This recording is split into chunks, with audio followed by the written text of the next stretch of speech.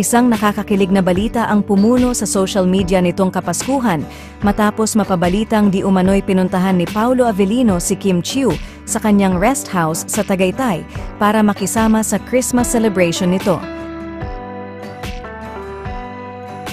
Ayon sa ilang sources, dumating si Paolo sa rest house ni Kim bago maghating gabi.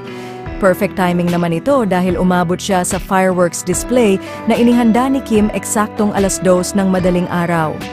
Ang engrandeng fireworks display ay naging highlight ng Pasko ni Kim at ng kanyang mga bisita, ngunit ang presensya ni Paolo ang mas lalong nagpa-excite sa lahat. May mga sources na nakapansin sa di umano'y kotse ni Paolo na nakaparada sa labas ng rest house ni Kim. Agad itong naging usap-usapan at marami ang nagsabing nakakakilig ang closeness ng dalawa, lalo pat napili ni Paolo na mag-celebrate ng Pasko kasama si Kim.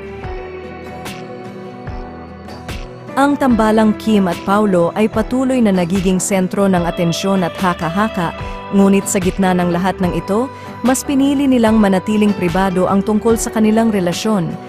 Para sa ngayon, sapat na ang nakakakilig na eksenang ito upang magbigay ng saya sa kanilang mga tagahanga ngayong Pasko.